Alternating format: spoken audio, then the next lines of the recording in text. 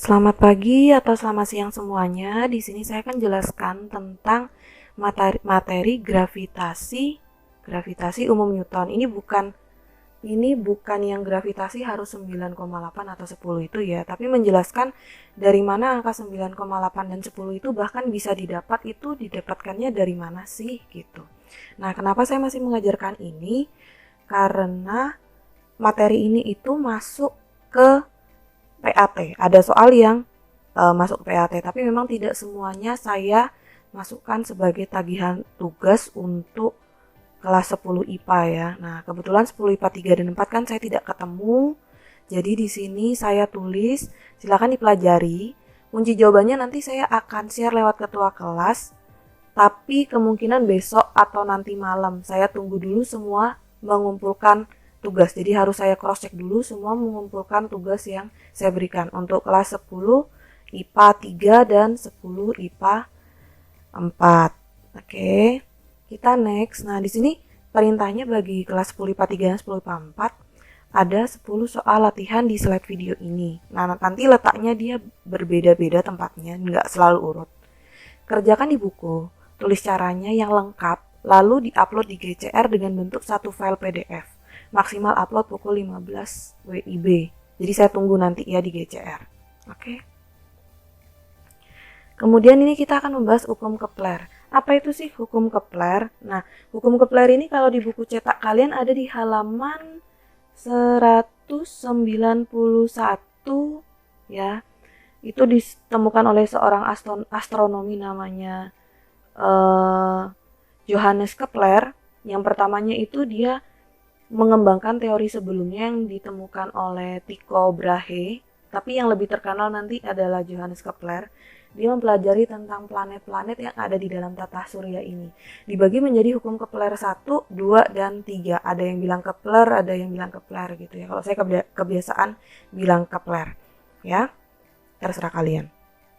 Kemudian ini teorinya tolong diingat-ingat karena akan keluar juga di soal-soal teori juga. Yang pertama adalah teori tentang hukum Kepler. Lintasan revolusi planet-planet mengelilingi matahari berupa lintasan elips dan matahari sebagai titik pusatnya. Jadi planet-planet di tata surya itu dia lintasannya elips. Ingat elips ya, bentuknya kayak oval gitu, bukan lingkaran. Ya. Nah, di sini kata kuncinya adalah elips. Gampang ya. Kemudian hukum Kepler 2. Garis hubung khayal antara planet dan matahari menempuh luas juring yang sama dalam selang waktu yang sama. Ini ketutup gambarnya. Ini sama ya. Nah, kenapa garis khayal? Sebenarnya lintasan itu kan nggak kelihatan oleh mata. Ya, cuma memang dia melewati lintasan yang sama. Jadi kayak garis khatulistiwa itu kan tidak serta-merta di luar angkasa tuh ada gambar garis khatulistiwa, makanya disebut garis hubung khayal. Nah, di sini luas juringnya tuh mana? Di sini kalian lihat, ini ada S1, S2, dan S3. Oh ya, sebelumnya tadi yang hukum Kepler 1 juga ada tentang perihelion dan aphelion. Aphelion adalah posisi ketika planet berada di titik terjauh. Kalau bumi itu berarti ketika bumi berada di titik terjauh, sedangkan perihelion itu ketika bumi berada di titik terdekat dari matahari. Jadi setiap tahun kita tuh melewati masa-masa itu. Nah, biasanya kalau titik terjauh itu mendekati bulan Desember ya. uh, titik terjauh itu Desember, pokoknya titik terdekat Juni atau Juli, bahkan kadang-kadang itu sering terbolak-balik seperti itu ya. Nanti kalian lihat aja. Kemudian kalau di sini dia luas juring, kata kuncinya adalah luas juring yang sama. Ini ada S1, S2, dan S3. Jadi mau posisi bumi itu ada di posisi terjauh, terdekat, ataupun di rata-ratanya, ketika ditarik garis lurus dan menghitung luasnya, luas juringnya, dia selalu menghasilkan luas juring yang sama. Ya, yang ini dia jauh tapi tipis, yang ini dia dekat tapi lebar. Nah, nanti pada akhirnya ketika dihitung adalah luas juring yang sama. Itu adalah hukum Kepler kedua. Nah, ini hukum Kepler ketiga yang kita lebih pelajari hari ini di SMA, yaitu perbandingan kuadrat periode revolusi dua buah planet sama dengan perbandingan pangkat 3 dari rata jarak kedua planet terhadap matahari. Jadi ingat kuadrat periode, revolusi, dan pangkat 3 dari jarak ya. Diingat-ingat. Jadi kuadrat dan pangkat 3. Di sini ada contoh. Yang pertama, Perbandingan jarak planet dan jarak bumi ke matahari, jadi jarak sebuah planet X dan jarak bumi ke matahari adalah 4:1. Jadi jarak planet ke matahari 4, bumi ke matahari 1 jika dibuat dalam perbandingan. Jika periode bumi mengelilingi matahari adalah 1 tahun, berapakah periode planet tersebut mengelilingi matahari? Ini gampang ya, tinggal dihitung. Kalian masukkan R-nya 1 dan 4 karena perbandingan, kemudian T-nya diketahui 1 tuh punya bumi, jadi A itu dianggap punya bumi, B itu punya planet itu ya. Nah, ketika dihitung, jangan lupa diakar, dapatnya 8 tahun. Ini ada di buku paket halaman 193, contoh 8.1. Nanti bisa dilihat kalau yang di contoh 8.1 itu contohnya lebih cepat ya, lebih pendek. Ya, kalau kalian paham model itu bolehlah. Ini saya menjelaskan agak lebih panjang. Oke? Latihan soal, ini adalah soal ke-1 sampai ke-5. Kerjakan dari buku cetak. Nomor 9 itu sebagai nomor 1, 10 itu nomor 2, 3, 4, 5. Jadi urut ya, 1 sampai 5. Nah, seperti itu silakan kerjakan dengan cara lebih baiknya ditulis, diketahui, ditanyakan. Oke? Lanjut. Hubungan gaya gravitasi dan massa benda, ya. Ini ada kata-kata gaya gravitasi. Gaya gravitasi berarti dia adalah F. Nah, kita sering salah konteks tentang gaya gravitasi dan percepatan gravitasi. Di sini kita dijelaskan. Setiap dua benda mengalami gaya tarik-menarik yang besarnya berbanding lurus dengan massa masing-masing benda dan terbalik dengan kuadrat jarak antara keduanya. Nah, di sini ada berbanding lurus dan berbanding terbalik. Buat kalian paham, ya. Jadi jika dua buah benda, ya, berbanding lurus itu gini. Dengan masanya ibarat ya, benda itu sebagai magnet. Semakin besar magnet, maka gaya tariknya makin besar. Nah, itu makanya dia semakin besar dan semakin besar, namanya berbanding lurus. Tetapi berbanding terbalik itu misalnya dengan kuadrat jarak. Jika sebuah benda, ya kan, itu semakin jauh, ya, apalagi planet ini ya. Dia semakin jauh, maka dia gaya tariknya akan semakin kecil dong. Ibarat kamu punya magnet. Kalau jaraknya makin jauh, dia akan semakin kecil. Jaraknya semakin jauh, nah gaya tariknya makin kecil. Jadi berbanding terbalik. Yang satu makin besar, satu makin kecil. Itu namanya berbanding terbalik. Di sini ada contoh soal ya. Saya kasih ilustrasi. Berapa berat benda yang diletakkan pada gaya 1,5 kali jari-jari bumi di atas permukaan bumi? Ini mirip latihan kemarin, tapi saya jelaskan kembali. Karena di sini ada jarak 1,5 kali jari-jari bumi di atas permukaan bumi. Jadi baru diukur dari permukaan, sedangkan jari-jari bumi itu ada di titik tengah. Ketika dia hanya tertulis dari permukaan, berarti jari-jari sebenarnya benda tersebut adalah ketika 2,5. Jadi 1,5 harus ditambahkan 1 lagi. Ya harus sampai dengan titik pusat. Jadi dia jarak sebenarnya adalah 2,5 karena dihitung hingga dari titik pusatnya. Nah, ini jawabannya. Kenapa saya walaupun di depan itu ditulisnya FG M1 kali M2 per R2 kan antara dua benda. Kenapa di sini saya jadi W? Karena W itu adalah gaya juga, kan gaya berat. Jadi kita bisa gantiin tulis F-nya itu jadi W, ya. Nah, ini saya gantiin di sini. Nah, kemudian ada yang bisa kita hilangkan yaitu G. G itu adalah sebuah konstanta ya. Nanti ada konstanta di belakang saya jelaskan. Konstantanya nilainya berapa. Kemudian M itu massa benda pertama dan benda kedua. Kalau planet berarti planet pertama dan planet kedua. Tapi namanya massa itu kan selalu sama dimanapun ya. Dia massanya sama. Yang beda itu adalah berat. Nah, di sini dihitung. Ini ibarat ketika dia di permukaan bumi 50 Newton ya. Ya, di sini saya belum tulis di atas permukaan bumi jika diketahui 50 Newton ya, Nak ya. Nah, jika dia diketahuinya 50 Newton, berapakah ketika dia beratnya diletakkan di 1,5 kali. Jadi 50 Newton ya. Nah, kalau di permukaan bumi dia 50 Newton, berapakah di ketinggian titik tertentu? Nah, kita hitung. Ini bisa dihilangkan G-nya, M1, M2 juga bisa dicoret. Jadi tinggalkan 1. R-nya karena perbandingan 1 banding 2,5. 2,5 didapat dari 1,5 tambah 1 yang tadi saya bilang. Nah, dihitung. Ketika kalian udah hitung, akhirnya dapatlah 50 dibagi 6,25, jadinya 8 Newton. Jadi ketika di permukaan bumi dia 50 Newton, maka dia di ketinggian tertentu yang letaknya 1,5 kali di atas permukaan bumi, atau 2,5 kali jika diukur dari titik pusat bumi, adalah 5 Newton. Semakin ke atas, beratnya semakin ringan. Semakin mendekati permukaan bumi, semakin berat. Prinsipnya seperti itu ya, nak ya. Makanya menjawab ketika orang ada terjun payung, kenapa dia kecepatan semakin ke bawah tuh semakin jatuhnya semakin cepat ya, karena berat semakin cepat ketika mendekati pusat bumi atau permukaan bumi.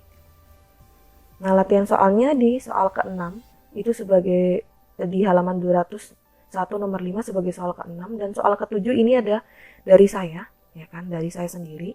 Ini ada pilihan jawabannya ya. Nanti kalian silakan jawab mana jawabannya, ya. Kemudian di sini adalah hubungan percepatan gravitasi dan massa benda. Nah, saya bedakan tadi. Tadi kan gaya gravitasi, sekarang percepatan gravitasi, ya. Kalau gaya gravitasi satuannya kalian masih Newton. Ya, ingat, satuannya masih Newton. Tapi kalau percepatan gravitasi, kalian ya satuannya ya meter yang seperti biasa itu ya. Kayak sentimeter, kilogram per sentimeter dan sebagainya gitu ya. Jadi nanti meter per second kuadrat dan sebagainya, seperti itu ya. Di sini nanti dijelaskan ya. Ini ada G-nya. G kecil itu adalah gravitasinya sendiri. G besar adalah konstanta, nilainya adalah 6,67 kali 10 pangkat min 11 Newton meter kuadrat per kilogram kuadrat gitu ya. Nah, ini ada konstantanya sebesar segini. Kemudian kenapa dihitung ya, ini ditemukan oleh ahli adalah konstanta untuk tiap partikel. Jadi tidak hanya untuk bumi, bisa untuk benda atau apapun itu. M itu massa, R itu jari-jari, bisa juga jarak, tergantung konteks soal ya. Ini ada contoh soal pertama. Ini yang masih perbandingan.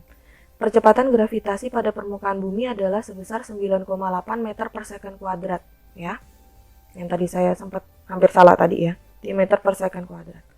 Berapakah percepatan gravitasi di suatu tempat dengan ketinggian 2 kali jari-jari bumi di atas permukaan bumi? Nah, di sini kata-katanya dia 2 kali jari-jari bumi tapi di atas permukaan bumi. Berarti sebenarnya jari-jari sebenarnya adalah 2 ditambah 1, jadi 3 ya.